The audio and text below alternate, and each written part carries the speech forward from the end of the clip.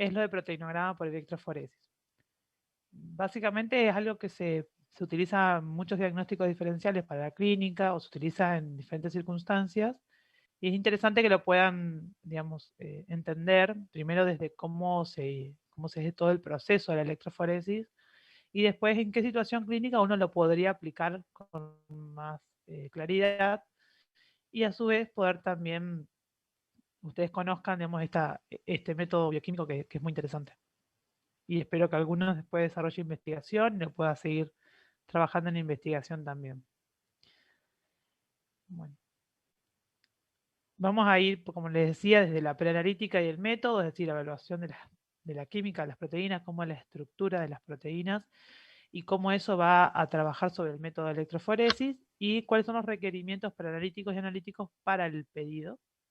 Y después vamos a también trabajar sobre la aplicación clínica, como les decía, viendo los diferentes segmentos del proteinograma y cuáles son los patrones que uno podría llegar a encontrar en las diferentes condiciones.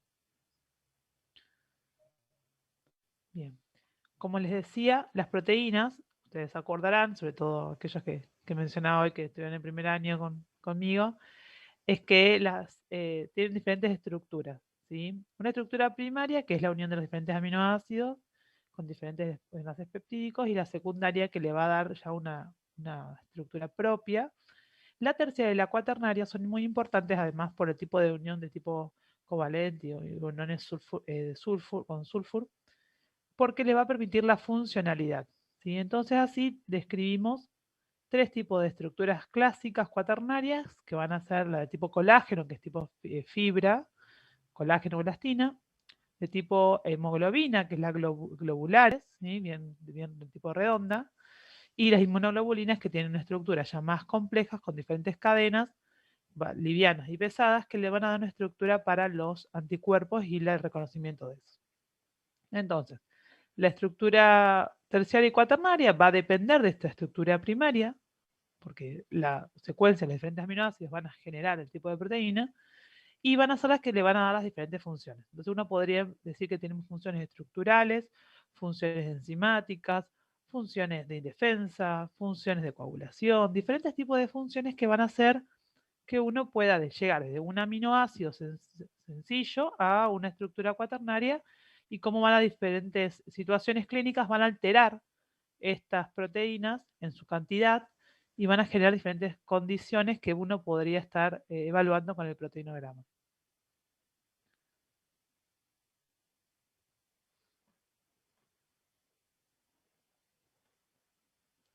Bien, entonces como les decía, las proteínas plasmáticas son entonces proteínas en suspensión coloidal. Si recuerdan lo que era la suspensión coloidal en plasma, diferentes partículas finas sobre un líquido que se genera como un sobrenadante. La mayoría no puede atravesar las membranas, por lo que van a permanecer en el plasma. Y justamente como decíamos hoy, estas diferentes funciones van a ir dependiendo de la situación, la localización y estas estructuras.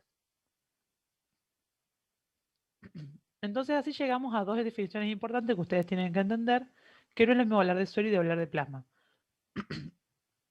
Entonces, si uno menciona, cuando muchas van a ver pacientes que van a referirse en términos equitativos como suero o plasma, y realmente no es lo mismo. El suero es lo que está a la izquierda de la imagen, donde vemos que hay una coagulación natural de la extracción de la muestra, y eso genera que haya un coágulo, porque el fibrinógeno se convierte en fibrina y genera el coágulo, que cae, que precipita, y el sobrenadante es lo que llamamos el suero propiamente dicho. En tanto, el plasma, para que se produzca el plasma, hay que hacerle un procesamiento a la muestra. Primero se lo centrifuga y al tubo donde se extrajo la muestra tiene que estar un anticoagulante específico. Y ese sobrenadante es el que llamamos plasma. Así podemos dividir en fracción de glóbulos rojos y glóbulos blancos y plasma como las tres estructuras que uno podría ver al centrifugar la muestra con sustancia anticoagulante. Bien. Entonces, antes de evaluar respecto al proteinograma, tenemos que entender que este método bioquímico tiene diferentes factores que pueden llegar a modificarlo. Primero, respecto a la extracción, ¿sí? El tipo de sangre, por ejemplo, la venosa tiene diferente concentración de proteínas que la arterial. Habitualmente ustedes saben que utilizamos siempre sangre venosa porque la arterial se utiliza específicamente para medir gases en sangre, en insuficiencia respiratoria, en situaciones donde me interesa saber exactamente la condición de los gases. Entonces, en general, usamos sangre venosa. Además de eso, hay oscilaciones posturales de las proteínas, ¿sí? Por ejemplo, no es lo mismo estar erguido que estar acostado. Por tanto, en los pacientes enfermos, crónicamente enfermos, también se van a ver modificaciones porque tienen relación con el nivel de hidratación de estos pacientes. Y también oxidaciones nictamerales, o sea, de durante el día, especialmente durante la noche, se producen modificaciones de lo que es la hemodilución o la cantidad de líquidos que podemos llegar a tener en el medio, en el intravascular, que van a generar como mayor dilución de un proteinograma o al revés. Eso respecto a la extracción. Respecto a la conservación, es importante pensar en que el análisis, desde el momento en que se saca la muestra hasta que se hace el análisis efectivo, debería ser un tiempo corto, ¿sí? ¿Por qué? Porque si tenemos mayor tiempo de análisis, esa capacidad de glóbulos rojos se rompe, se liberan proteínas, se libera hemoglobina y puede llegar a también alterarnos el proteinograma en sí mismo. La presencia de artefactos, ya sea kilomicrones, por eso es importante en la dieta un ayuno de 8 horas para tener el proteinograma. ¿Qué tipos de contrastes se utilizaron? Si, por ejemplo, los contrastes iodados también van a afectar. Si el paciente realizó ejercicio físico intenso antes de la muestra, porque eso genera, como decíamos, alteraciones a nivel de la hemodilución de la muestra, y el proceso de estrés que también va a generar variaciones de las proteínas. Entonces, y aquí llegamos a la electroforesis en sí misma. La electroforesis es la técnica de separación de las moléculas a partir de su movilidad a partir de un campo eléctrico. Entonces, en una sustancia de agar, en un gel, se expone la muestra de sangre procesada, el plasma, y genera se le agrega un electrodo, ya sea un anodo o un catodo, es decir, la parte positiva o negativa. Eso va a generar que con esas cargas de las partículas, algunas migran hacia el lado positivo, aquellas que están cargadas negativamente, y otras que migran hacia el lado negativo, las que están cargadas positivamente. Acá vemos, este es el dibujo de un proteinograma donde tenemos la gráfica, ¿sí? La parte sería superior de las líneas como montañas, por decirlo de una forma para que se entienda, donde nos permite ver la concentración de abajo de la muestra sobre agar, de mayor concentración de albúmina, con una carga claramente negativa sobre el positivo, alfa 1, ¿sí? El alfa 2, las betas y las gamas, donde ven que la distribución de las gamas tienen como son varias, ahora vamos a ver cuáles son las que las caracteriza, tiene como una distribución más homogénea, ¿sí? Y esta muestra, digamos, de la velocidad en la cual se van a separar las partículas va a depender. Es inversamente proporcional al radio de la partícula, es decir, cuanto más grandota o a mayor volumen la partícula, menos se va a mover. Cuánto está cargado los electrodos, cuánta carga tiene el electrodo y la partícula. ¿Sí? La C sería por la carga de la partícula y el H por la carga del medio a partir del cual se lo analiza. Entonces, es importante que ustedes recuerden, esto es un proteinograma normal, ¿sí? Después vamos a ver las diferentes modificaciones de ese proteinograma.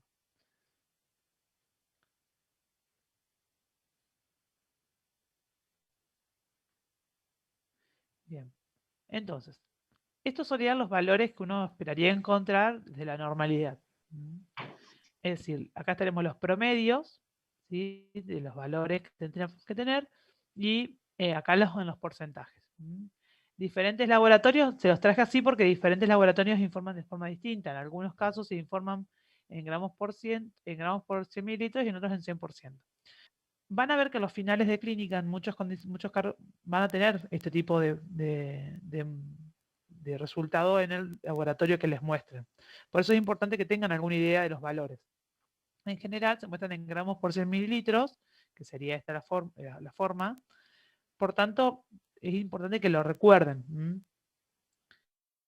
Especialmente la albúmina, que es la que más nos va a interesar por las diferentes condiciones sobre todo en este caso, de patopatías y alteraciones enteropáticas, y las diferentes fracciones de globulinas también por las diferentes condiciones que ya lo vamos a ir repasando. Entonces, ¿Hasta acá queda claro? ¿Hay alguna duda del método, de los valores? Si tienen alguna duda, me No, la pueden escribir en el chat o me preguntan directamente. está bien. ¿Bien? Sí, a mí Laura me quedó igual la duda del método, porque o sea, Ujú, vos le aplicás la carga a la proteína, decanta según el pozo, y ahí que pasás a ujú. la fórmula, y con eso estimás el Claro, volumen. vos ahí te da te da este espectro, llamamos Claro, espectro, y vos a partir de eso generás las diferentes fórmulas en función de lo que vos vas tomando, digamos. Se claro. calcula así. Y lo de los radios, eso ya está normatizado, tipo, cada proteína ya se sabe su radio. Sí, Dale. claro, exacto. Albúmina y demás. Igual esto es electroforesis propiamente dicha. Después tenemos la inmunoelectroforesis, que es por marcación inmunológica, que es más compleja, que se utiliza en general cuando uno por ejemplo, se altera una de las bandas gamma y queremos saber exactamente cuál es la banda gamma que se afectó, se la marca la proteína y se va haciendo en diferentes condiciones. Por eso es un método que se utiliza para un montón de condiciones, la electroforesis, en este caso es un proteinograma, pero se utiliza para muchas cosas. Y la verdad que desde el punto bioquímico es muy, muy interesante, porque se puede aplicar en muchas investigaciones, en diferentes métodos, se van a seguir viendo en otras cosas ustedes. Profe, disculpe, hay un compañero en sala de espera. Sí, Lauriano, ya lo admití, no sé si hay alguien más. Profe, ahí en los valores normales se informaba, por ejemplo, como alfa 1 globulina, alfa 2 globulina.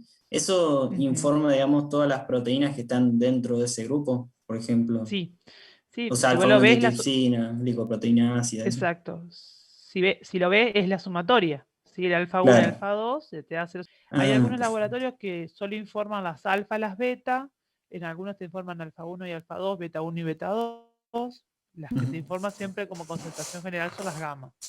claro. Muy bien. Profe, y otra pregunta, así como que hay que esperar 8 horas de ayuno, ¿cuánto tiempo más o menos hay que esperar después de hacer un estudio con contraste? Sí, lo ideal es que sean por lo menos entre 24 y 40 por el peso del contraste que tiene. Sí, eso es porque justamente como dependerá del contraste en general, ¿no? El gadolinio, que es el contraste que se utiliza en resonancia, tiene otra carga y los contrastes iodados por ahí sí, son los que se utilizan en tomografía. Pero en general 24 o 48 horas. Bien. Bueno, sigamos entonces. Hasta acá el método sin ninguna alteración. Entonces acá tenemos lo que serían las disproteinemias o las alteraciones propiamente dichas. Y uno va a tener una hiperproteinemia y es interesante saber cómo es la relación entre albúminas y globulinas. Si volvemos hacia la parte posterior, hacia atrás, vemos que albúmina claramente siempre es 2 o 3 puntos más alto que las globulinas, de los promedios por lo menos. Entonces, si el cociente de albúmina y globulina es normal, es decir, hay una disminución, hay un aumento de las dos fracciones, hablamos de una pseudo hiperproteinemia y en general se da por contracción del intravascular, por shock severo, deshidratación, también genera las tirotoxicosis, en las crisis tirotóxicas, en la insuficiencia suprarrenal, en la cetoacidosis, en los cilios, en los cilios como un cuadro de deshidratación, tercer espacio, reducción intravascular.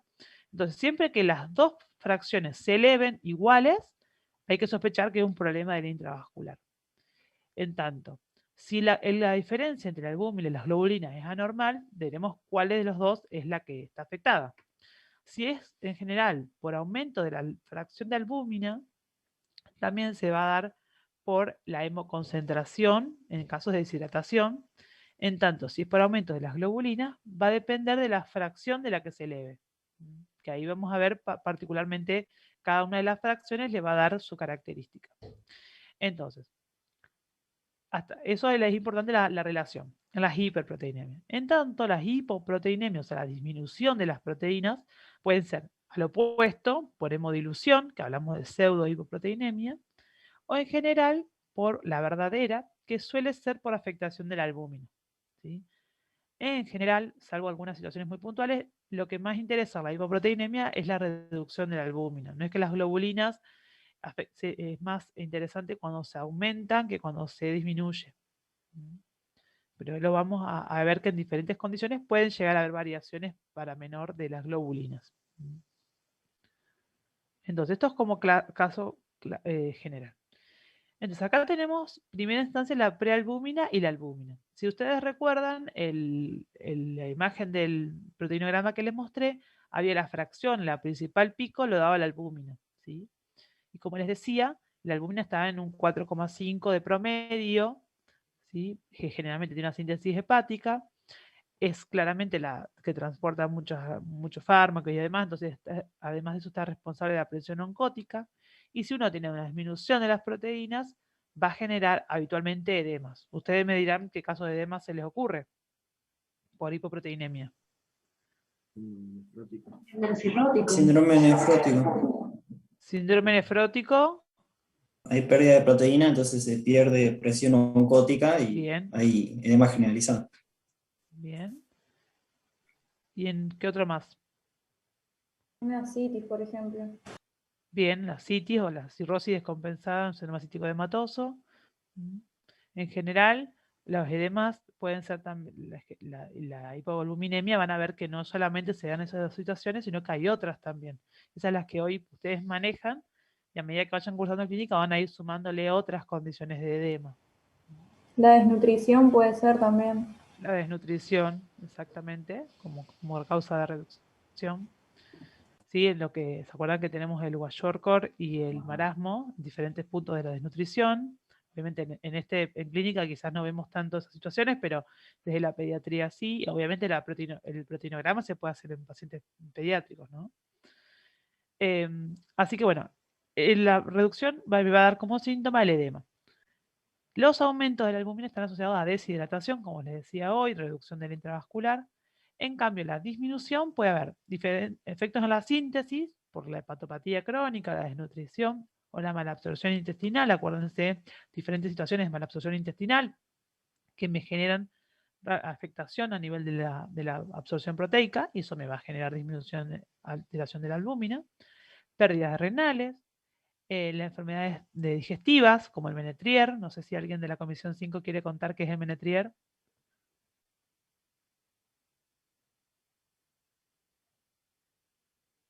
A ver, estuvimos charlando. No. Una enteropatía perdedora de proteína.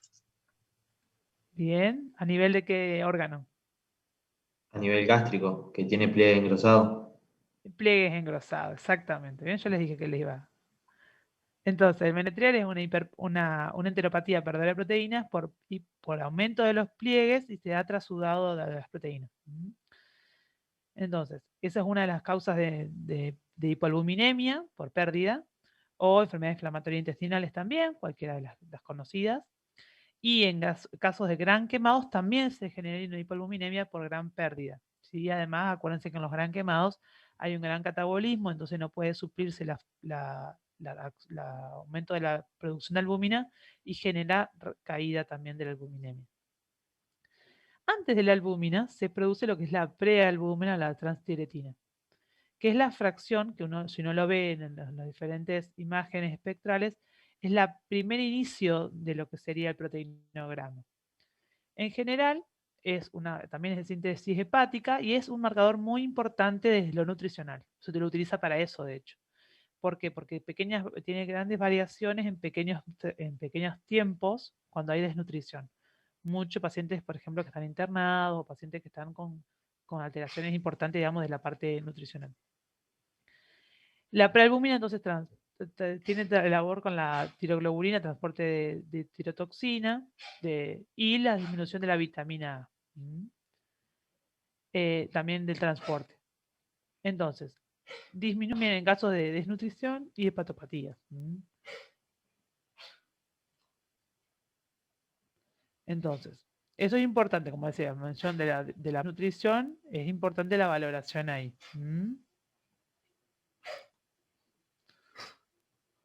Bien.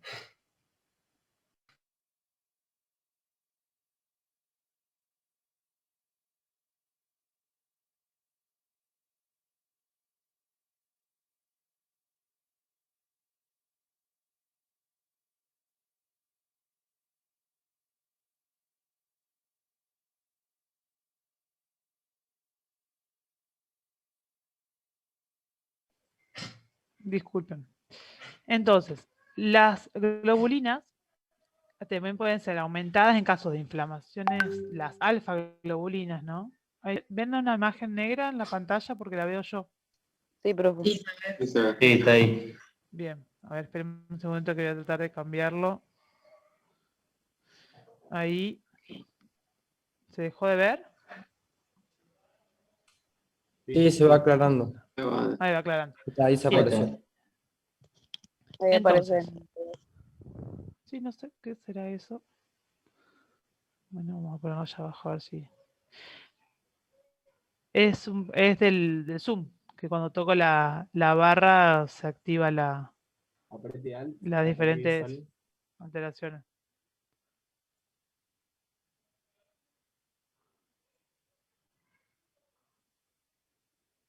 Ahí está. Entonces, como les decía, las alfa-globulinas son la primera fracción de las globulinas que nos van a interesar.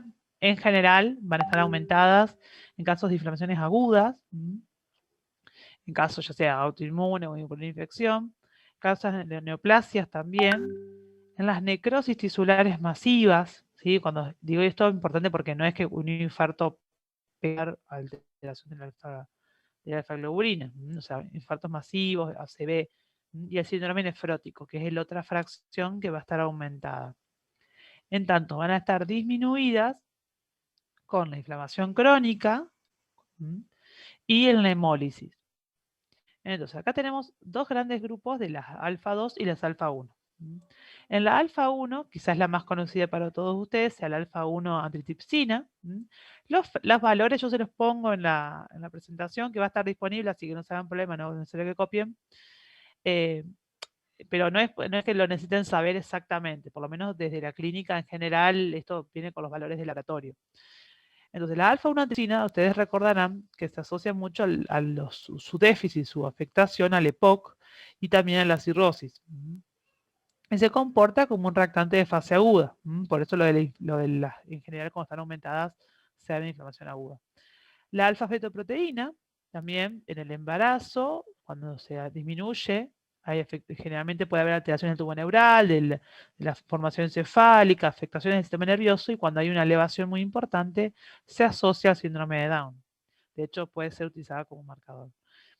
Y para nosotros, acá en clínica, nos interesa porque es un marcador importante del hepatocarcinoma. Entonces, cuando ustedes, por ejemplo, sospechen un paciente con cirrosis, con mal general, o un paciente que viene con una clínica de hepatocarcinoma, es importante pedirle en ese contexto la alfa-fetoproteína.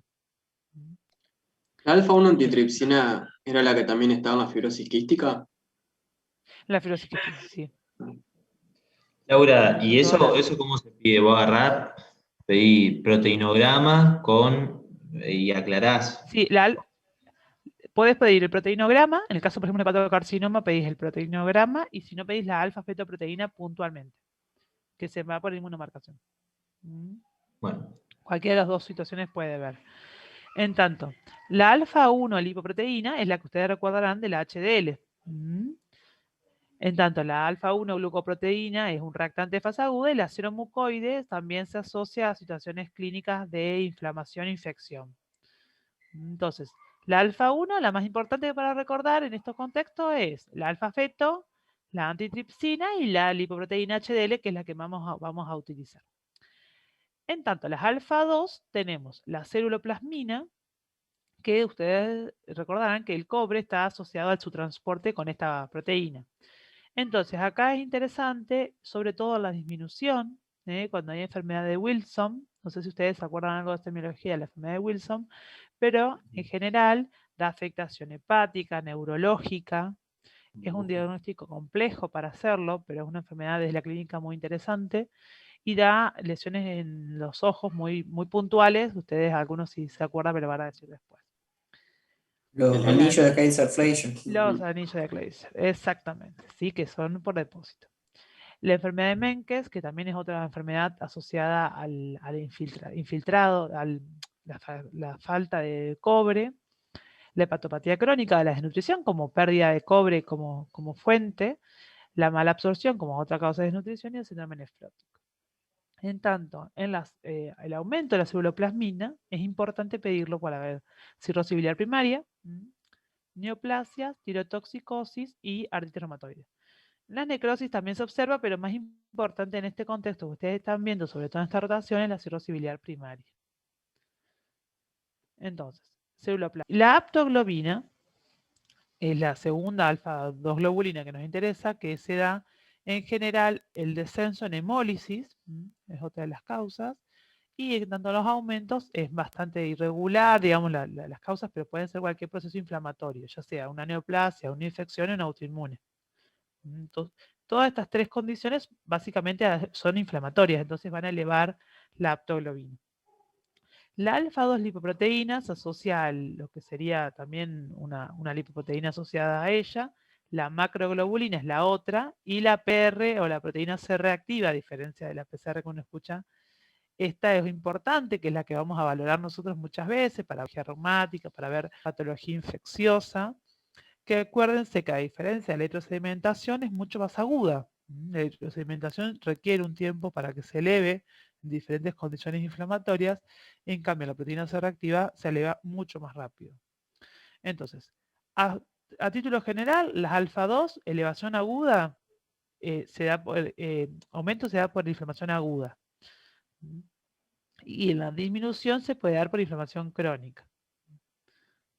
Como puede ser, como les decía hoy, diferentes condiciones que pueden generar esta inflamación. Entonces,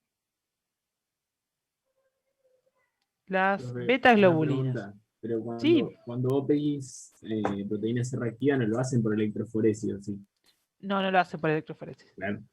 Se hace es como le decía lo de alfa-fetoproteína. Si uno Claro. quiere una fracción puntual, tiene que ir y pedir esa fracción. Pero acá lo tenemos que saber para saber que capaz que está elevado a cuestión de eso, digamos, y no por otra cosa. Exacto. Es una de las Sí. proteínas que suma al proceso, digamos, ¿no? La beta-globulina, es la segunda fracción, se dan en aumentos por hiperlipidemia, ya sea primaria o secundaria. ¿Sí? Acuérdense que el nefrótico da una hiperlipidemia secundaria, las colestasis también. O hay algunos tipos de mieloma, que son enfermedades que la van a ver cuando vean hematología, que se dan aumentos de la fracción de la banda B, que no se dan en general con la banda gamma, que es la que vamos a ver bien mieloma. Y la otra, esos son los aumentos. Y la disminución, en cambio, es por procesos agudos inflamatorios, a diferencia de las alfa-1, las alfa, que se aumentan con los procesos agudos. Estas disminuyen. Entonces, acá tenemos la beta-lipoproteína, que tenemos la BLDL, la LDL, que son asociadas a ateromatosis. La transferrina, ¿sí? Que se dan valoraciones para transporte del hierro, que en general lo que se informan es el TIP, que es la capacidad parcial, digamos, de saturación de transferrina. La transferrina, acuérdense que aumenta en el embarazo, ¿sí? Y a la anemia ferropénica, porque básicamente quiere decir que hay mucha cantidad de proteína libre y poco hierro, por eso es que la anemia ferropénica aumenta. Igual estos son temas que lo van a ver después cuando vean hematología. Y disminuye en enfermedades crónicas, porque como decíamos, es una proteína, todo lo que sea enfermedad crónica en general, hay una reducción de la capacidad proteica, ¿sí? Por catabolismo. Entonces van a ver que en general las enfermedades crónicas la van a disminuir todas las proteínas.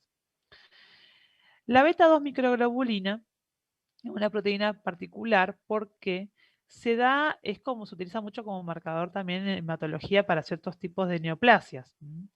Entonces, es importante, se puede pedir fracción específica, así como pedimos alfa-feto, pedimos beta-2 microglobulina, en las enfermedades hematológicas, sobre todo linfoma, leucemia, pero especialmente en leucemia, en enfermedades autoinmunes, también en el HIV, en la insuficiencia renal crónica. Son todas elevaciones de la beta-2 microglobulina. ¿Por qué? Porque se asocia a la pared de los diferentes glóbulos, se genera liberación de beta-2 microglobulina. O sea, cuando hay afectación de la pared celular, te genera este aumento. Entonces, eso es la beta-2. La beta-1 glucoproteína, la SP1, se da en enfermedad trofoblástica, ¿sí? Ustedes recordarán las neoplasias de trofoblasto, en hepatopatía crónica y en enfermedades autoinmunes. Eso en general es muy puntual de la trofoblástica. La transcobalamina que es la vitamina B12, que es muy, hoy por hoy, que estamos muy asociados al vegetarianismo y al consumo o déficit de vitamina B12. En esto se aumenta cuando hay neoplasias, cuando hay lupus, y hay descenso de esta proteína transportadora en la anemia megaloblástica, o sea, por anemia por déficit, o en la malnutrición. ¿Sí? O sea, en pacientes por ahí con vegetarianismo es interesante siempre de medir vitamina B12, evaluar transcobalamina, porque, bueno, obviamente hay un déficit en el aporte. Y, por último, la hemopexina, que es cuando hay hemólisis, fíjense cómo disminuye la hemólisis, pero es la que nos afecta como reactante de fase aguda, como pueden tener en otros casos. Entonces, para destacar de las betaglobulinas es que hay una disminución en procesos agudos inflamatorios. Hay la beta 2 microglobulina que conocer porque es la más interesante para esto de hematología, y la transferrina en el contexto de anemia para valoración. Las otras dos se utilizan menos que estas. Obviamente la beta-lipoproteína se utiliza como se mide cuando uno pide colesterol. Bien. Entonces, alfa, beta y llegamos a las gamas. Estas son, se acordarán de las monoglobulinas, que hay 5 fracciones, que tenemos cadenas pesadas y cadenas ligeras, que cada una de estas cadenas le va a dar una capacidad y una distinción respecto a si se puede secretar, si se puede quedar en medio, si puede atravesar placenta, si se encuentra en una fracción mucosa o no. Entonces, acordémonos de la IgM, de la IgG, la IgA y la IgE y la D. La E y la D son, acuérdense, las que menos en general están involucradas en los procesos inflamatorios, o sea, la IgE en procesos alérgicos, por eso también hay elevaciones, pero al proteinograma en general vamos a trabajar mucho la IgM, la IgG y la IgA. Entonces, cuando hay una afectación de todas las gamaglobulinas por igual, uno habla de policlonal, ¿sí? Es decir, todas las gamaglobulinas están elevadas de igual manera. Es importante cuando en general hay una de las fracciones, un clon, que está alterado, porque ahí hablamos de gamalopatías monoclonales. Esa es la diferencia entre una y el otro. Y en este caso vamos a trabajar las dos porque claramente, digamos, es una de las principales indicaciones de proteinograma es la gamapatía o la evaluación de las posibles gamapatías. Entonces, en la hipergama policlonal es cuando en general, como decíamos, todas las fracciones se elevan y básicamente tienen que ver con inflamaciones crónicas o cuadros subagudos. Pero lo más importante es la inflamación crónica. En hepatopatías virales, por ejemplo, se eleva mucho la IgG, en tanto la cirrosis biliar primaria es característica de elevación de la IgM. En tanto, hay ciertas infecciones crónicas, todas estas son algunas de las que se van a elevar, la hipergama por igual, la lepra, la brucelosis, la tuberculosis. Y en enfermedades reumáticas autoinmunes también vamos a ver que hay elevación policlonal de todas las fracciones. Y como les decía, en agudo en general no hay modificaciones, pero sí en subagudo, habitualmente cuando es importante para que ustedes cuando vean un proteinograma con una hipergama policlonal, se le da jerarquía si hay asociado hipoliminemia. Y habitualmente también si hay un hiperalfa 1, pero es más complejo evaluarlo. Pero en general, las hipergamas policlonal en inflamación subaguda es cuando hay hipoliminemia. Me parece que para ustedes, para ver todo lo que estuvieron viendo, por ejemplo, en dermatología, en gastroenterología, en hepatología, es interesante ver estas fracciones. Bien. En tanto, las hipogama policlonal, o sea, la disminución, se van a ver. En general, las causas más frecuentes son por fármacos, ya sea corticoides, inmunodepresores, quimioterapia, radioterapia también la disminuye, no sería un fármaco, pero es iatrogénico. Y después la que da fracciones de la reducción en general de todas las globulinas, que es el síndrome nefrótico, la enfermedad de Cushing, la enteropatía perdedora. Y acá me quiero detener porque hay una enfermedad que es interesante que ustedes la manejen para después, cuando vean sobre todo neumología, que es la hipogamaglobulinemia común variable. Básicamente son personas jóvenes, adolescentes, jóvenes adultos, que presentan infecciones respiratorias severas a patógenos comunes o no, o sea, ya sean, digamos, invasores, que si uno se le pide serología para HIV son negativas, pero uno ve que tiene esta falla en la formación de gamma globulinas. Es una alteración genética. Entonces, es importante cuando uno tiene paciente con infección respiratoria a repetición, pedir un proteinograma para ver cómo están sus fracciones de gamma globulina, ¿sí? O eventualmente pedirle cada una de las fracciones de inmunoglobulina, que también se puede pedir. La enfermedad de Bruton es distinto porque se da en pacientes más jóvenes habitualmente, o sea, niños o en adolescentes tempranos, que es la falta total de globulinas asociadas a sexo. Es decir, son portadoras las mujeres, lo padecen los hombres, y son enfermedades, vuelvo a repetir, infecciones en general respiratorias, neurológicas, meningitis, que, bueno, el paciente tiene una afectación muy importante. La otra enfermedad, que también se da en la niñez, es la ataxia telangiectasia, que es las alteraciones de la marcha, y las manifestaciones de telangiectasia que se asocian a las hipogamas. Pero de esto, en general, para que ustedes se acuerden, las hipogamas policlonales son habitualmente por fármacos o por enfermedades que dan pérdida general de las proteínas. Y como puntualmente la interesante de este grupo es la hipogamaglobulinemia común variable, que es una inmunosupresión básicamente. Sí.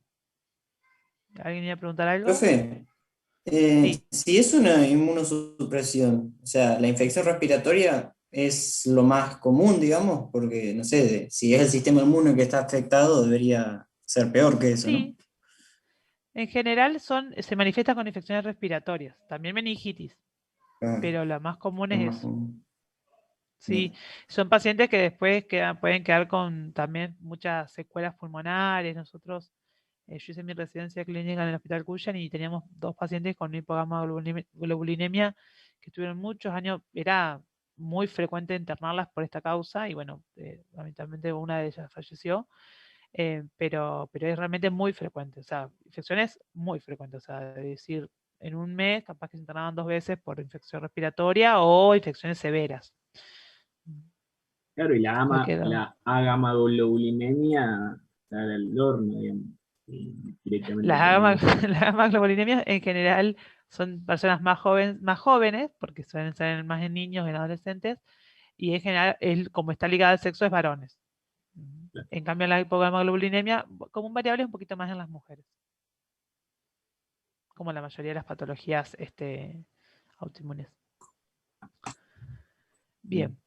Hasta acá, entonces, serían las policlonales, en hipo y en hiper. Y acá, en esto, es las monoclonales, que vamos a tener como gran tema el mieloma múltiple, que es el gran grupo de patología que uno va a ver acá, que va a depender de la gamma globulina que se afecte, ¿sí? Y uno va a encontrar proteína de Ben-Jones en orina.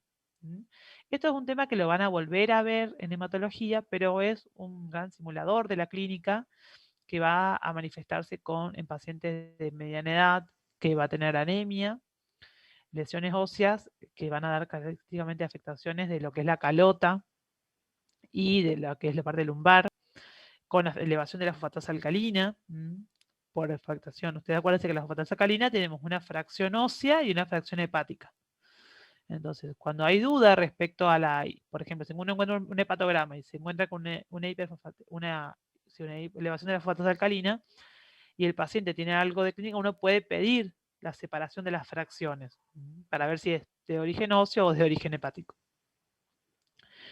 Entonces, eso y asociado a la lesión ósea por consumo, digamos, va a haber hipercalcemia.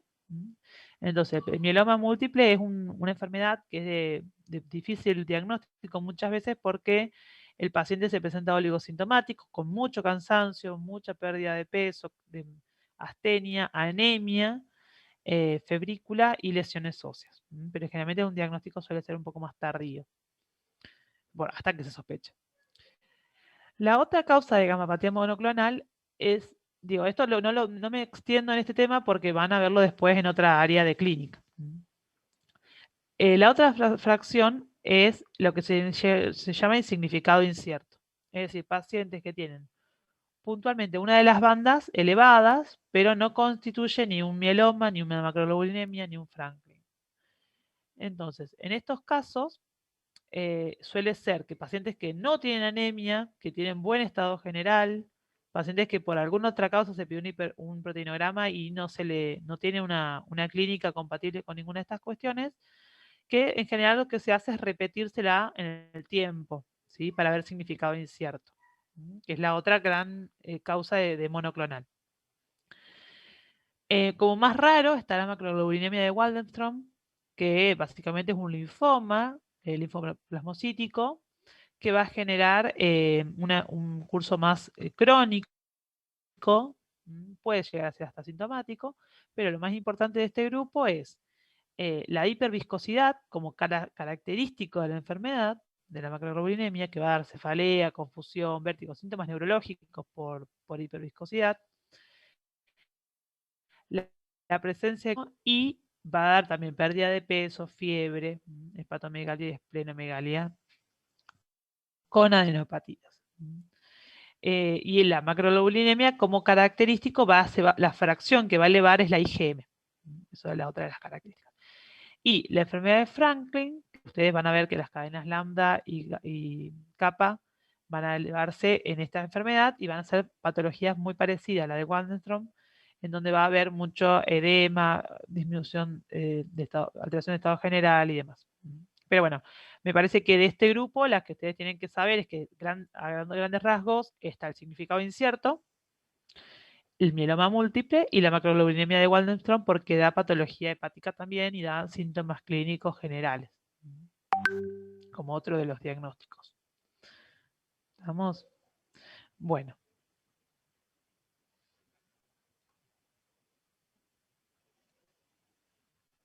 Entonces, en una hipergamaglobulinemia monoclonal, ¿qué tengo que valorar yo? En esto para ver si es significado incierto o no. Uno es valoración obviamente del hemograma, ver que no haya anemia, eritrosedimentación, la beta-2 microglobulina, que se acuerdan que yo les mencioné las patologías hematológicas, función renal, creatininemia puntualmente. Las proteínas de 24 horas en este caso se le da inmunofijación para ver el tipo de cadena, para ver si elevación. Y en algunos casos se pide tomografía computada, especialmente por esto, cuando hay globulina E, por la de Waldenström, o por otra causa, como el mieloma múltiple, también puede dar afectación hepática. Bien. Hasta acá vimos las diferentes fracciones, vimos cuáles serían las diferentes condiciones clínicas y vamos a ver a quién vamos a pedirlo. La principal indicación es la sospecha del mieloma. ¿Sí? Es la principal y la que ningún auditor puede decir que no. Es decir, cuando uno clínicamente le dice, bueno, mira, este paciente por esta característica, me sospecho de fracción, vamos a pedirlo. Obviamente no va a ser lo único, después vamos a ver, cuando ustedes vean hematología, que vamos a pedir la proteína de Ben-Jones y otras cosas. Cuando uno tiene que valorar una anemia, cuando es de patología crónica, ¿sí? La anemia perniciosa es otra de las causas. Las infecciones respiratorias, como les había dicho hoy, que son eso, especialmente en jóvenes, causas de diarrea crónica, y cuando uno tiene patopatía de causa no filiada. ¿Sí? Cuando uno es un paciente con un alcoholismo, bueno, es fácilmente diagnosticado, pero cuando la hepatopatía no está clara cuál es la causa, o a veces uno encuentra la hepatopatía o a veces uno encuentra directamente la complicación. Puede ser un síndrome de hipertensión portal, un acítico hematoso en contexto de hepatopatía. Cuando no está clara la etiología, uno debería de pedir un proteinograma. Eso es un método que uno como clínico utiliza en varias circunstancias que es interesante que ustedes la puedan aplicar. ¿Sí? ¿Hasta acá alguna duda que les haya quedado de cómo evaluar las diferentes fracciones, de cómo considerarlas? No entendí lo del incierto, eso, que tiene significado incierto. ¿Qué, vos solo lo encontrás en el laboratorio alterado?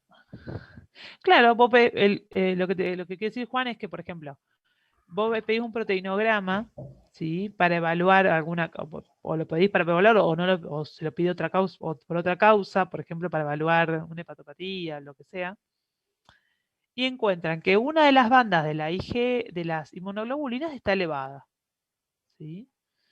En general son pacientes jóvenes que no se asocian ni con anemia ni con otra condición que justifique esta causa, ¿sí? Que es la gran mayoría del significado incierto.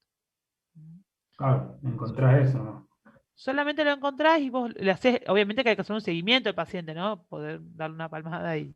Sino que hay que pedirle todos esos laboratorios y demás, ver que la función renal esté bien, función hepática, ver que no tenga anemia, Claro, ver que no buscarle tenga la pérdida de posible peso. causa. Si uno descarta todo eso, bueno, podemos decir que es de significado incierto y solamente se lo hace un seguimiento. Claro. ¿Ah?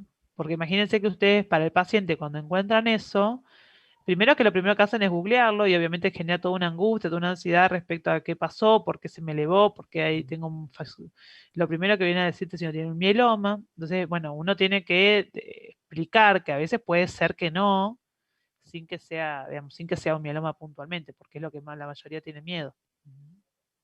Claro. Vamos. Claro. ¿Sí? ¿Alguna otra duda que tengan? En las hepatopatías, en el caso de la cirrosis, ¿se determina lo que pedís es albúmina, digamos, sérica, una determinación aparte, o pedís el proteinograma por electroforesis y ahí podés ver, digamos, la albúmina? No, para Yo ver, creo que sola. claro, para ver, ustedes saben que todo lo que es, digamos, funcionamiento y reserva hepática, la albúmina es importantísima. Los diferentes scores lo utilizan y demás. Entonces uno pide albúmina. ¿Sí? Lo mismo que si vas a hacer una paracentesis o lo que sea, también vos pedís albúmina. En ese caso, si vos, por ejemplo, tenés una causa, por ejemplo, si es en general, si el paciente es una cirrosis por alcoholismo, no es necesario pedir un proteinograma. Pero si la cirrosis es de otra causa o de causa no filiada, como le decíamos, o están en contexto de una hepatitis, una esteatohepatitis, o cuáles están las hepatitis autoinmunes también, como otro gran grupo de patología hepática. Obviamente que la gran mayoría van a ser causa alcohólica, pero no es la única. Y en esa que usted dice, puede ser que en el proteinograma yo lo que había visto es que la albúmina, bueno, por supuesto va a estar bajo, y también había una unión entre la banda beta y la gamma, ¿puede ser? Hay como un puente Sí, entre la gamma y la beta, sí. Ahí que es algo patognomónico, digamos. se llama solapamiento del beta gamma. Exacto, Y patognomónico. eso se dan las que son autoinmunes, o por virus. No, es que la cirrosis, digamos, acuérdense que la cirrosis, para En llegar general. a la fibrosis, que significa la cirrosis, la causa puede ser viral, puede ser Sí. alcohólica, puede ser autoinmune, puede ser cualquiera de ellas. Obviamente algunas van a tender más rápidamente progresiva a la cirrosis propiamente dicha, pero no siempre es la única causa de alcohólica. Claro. Vamos. Bueno, a ver, vamos a... Vamos. A ver, acá les traje un dibujo, ¿sí? Y Ujú. una banda de elevación. A ver, vamos a arrancar por comisiones, si les parece, para hacerlo más interesante. A ver, empecemos con la comisión 5, que es la primera, ¿no? Porque sea mi tutoría. A ver, comisión 5. ¿Qué es lo que ven acá? Albúmina, La normal. albúmina está bien alta, lo único que llama la atención es la elevación de la alfa 2, que parece más aumentada de lo que normalmente estaría. Y la Claro, beta está bastante disminuida, ¿no? La beta sí. Aparte tiene como 2 picos. La beta tiene 2 picos, sí. Bien, entonces, y primero lo puede, que uno ve... Ajá. me iba a decir, y puede que esté mucho más que el doble de la globulina.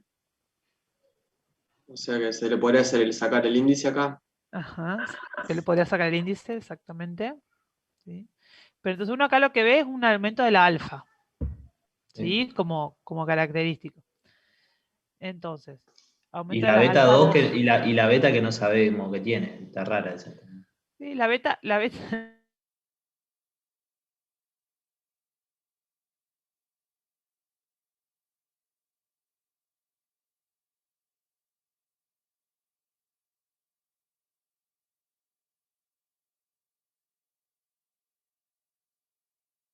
aumento del alfa 2 o de las alfa, inflamación aguda. ¿Sí? Muy bien, vamos a seguir con el otro. Comisión 6 ahora entonces. Ajá. Esperen qué pasa. Ahí está. A ver, comisión 6. ¿Qué vemos acá?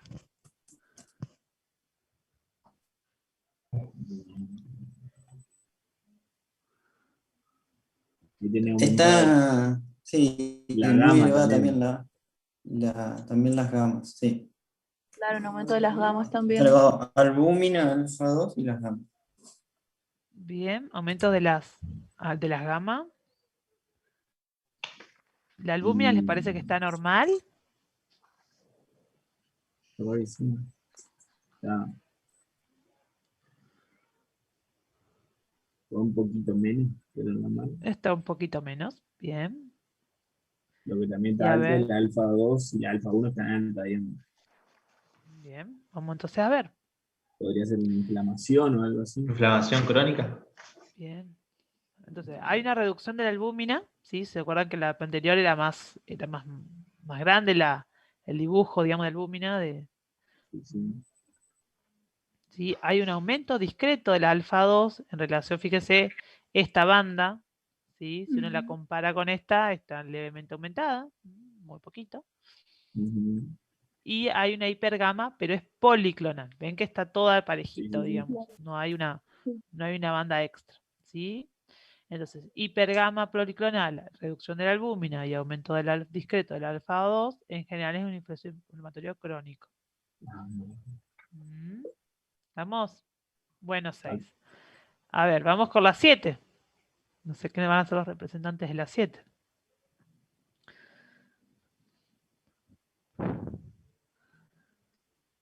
A ver. ¿Puede ser que la albúmina esté disminuida? Reducción de la albúmina, perfecto. Y las gamas están muy Aumento de aumentadas. gama. Bien, hay una elevación de las gamas. ¿Y qué pasa con las gamas? Ahí. No está homogéneamente elevado, digamos. Está homogéneamente elevado.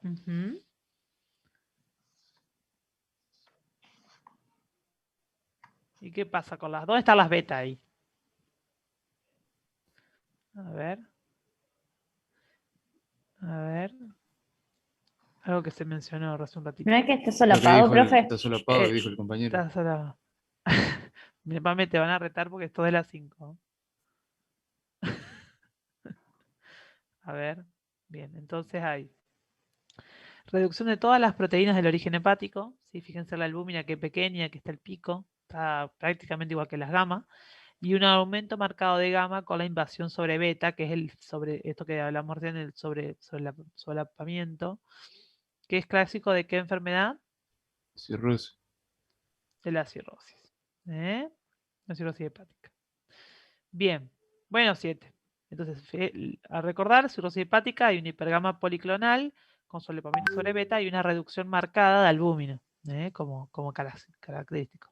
Y también hay reducción de alfa. No solamente la albúmina, fíjense las bandas alfa que finitas que son. Bien, bueno, y acá, la 8.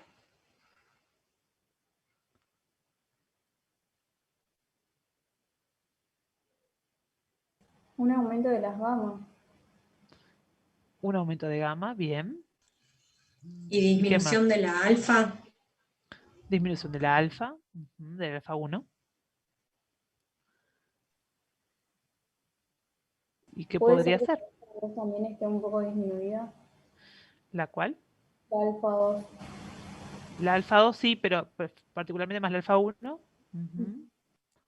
Aumento de las gamas. ¿Y cómo es ese aumento de las gamas?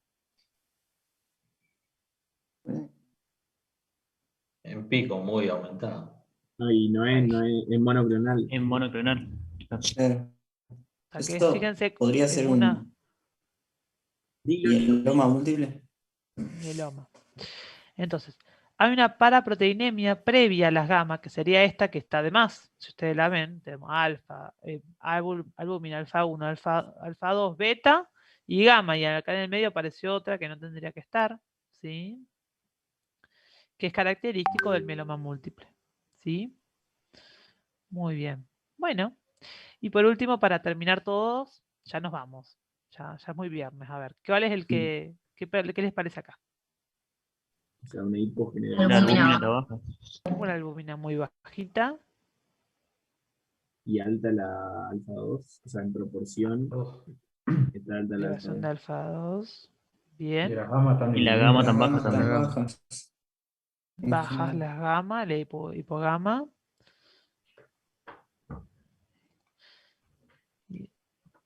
¿Y qué más? Pérdida de alfa de albúmina.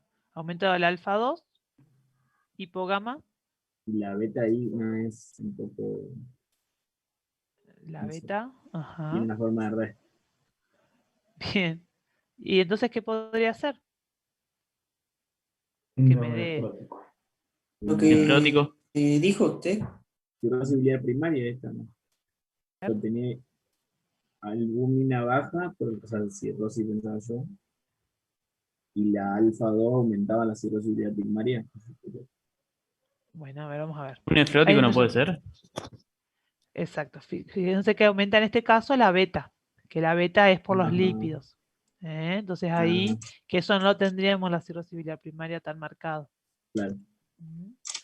Y la disminución de las gamas. Entonces Sí, sí, está ahí bien. es un nefrótico. ¿Sí? Bueno, muy bien. Ya terminamos acá. Si tienen alguna pregunta, algo que preguntarme respecto a lo que vimos. A ver. Yo, profe, tengo una duda. Sí. Sobre el caso nuestro, el de la Comisión 5, que dijimos Ajá. que era un proceso agudo, ¿puede ser también algo fisiológico como el embarazo, que aumentaban las dos, o serían que no? Sí. Sí, acuérdense que es fisiológico, a ver, es fisiológico el embarazo, pero te puede generar también aumento de las alfa. Si vos acordate que si te eleva mucho la alfa 1, sobre todo la fracción alfa 1, acuérdense que es asociada al síndrome de Down. Entonces por ahí se... Claro, pero las alfa 2 podía ser, por ejemplo, la ferroxidasa, esas podían aumentar fisiológicamente, ¿no? Podían aumentar fisiológicamente en el embarazo, exactamente. Sí. Acá lo que más, digamos, lo que más claro está es que la alfa 2 es la que se eleva, sobre todo en el proceso inflamatorio agudo. Bien. A diferencia de las beta, que fíjense que la beta se reduce un poquito. Claro, no sé, sería inflamatorio agudo, aumenta las alfa y disminuye las beta. Exacto, ese es como el proceso. Bueno. Estamos. Bastante bien. ¿Alguna otra duda, pregunta que quieran?